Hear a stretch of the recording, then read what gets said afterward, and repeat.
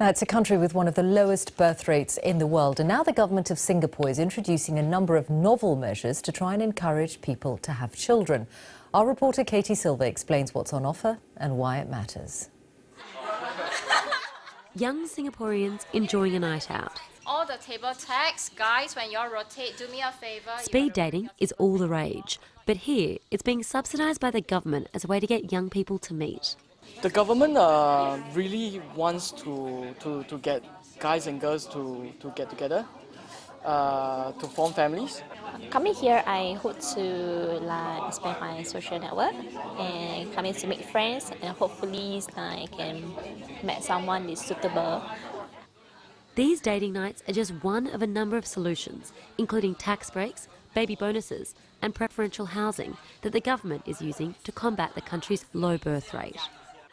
Morning, Doctor. Ivy and her husband Keen are in their fourth cycle of IVF, and half the costs were subsidised by the state. I just get emotional. I just start crying for no reason.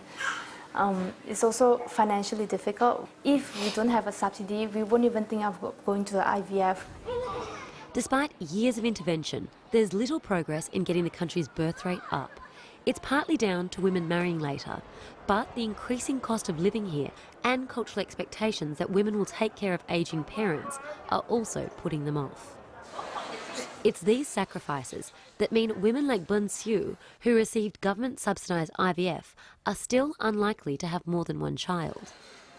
I'm the sole caregiver of this baby. It's not easy for me, and I think I'm already contented with one.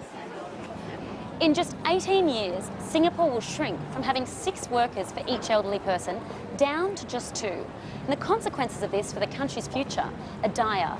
Fewer people of working age makes it harder for the economy to grow, and they'll face the increasing burden of having to pay for a growing number of elderly people. One population expert says the reason government interventions aren't working is they don't get to the heart of the problem.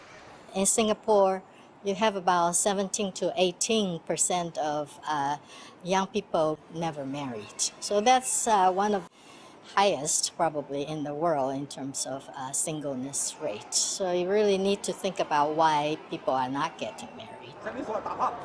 But time is running out. Policymakers are now targeting the other end of the age spectrum, getting older people to work longer. Katie Silva, BBC News, Singapore. That's all from us for this evening. Now on BBC One, it's time for the news wherever you are. Good night.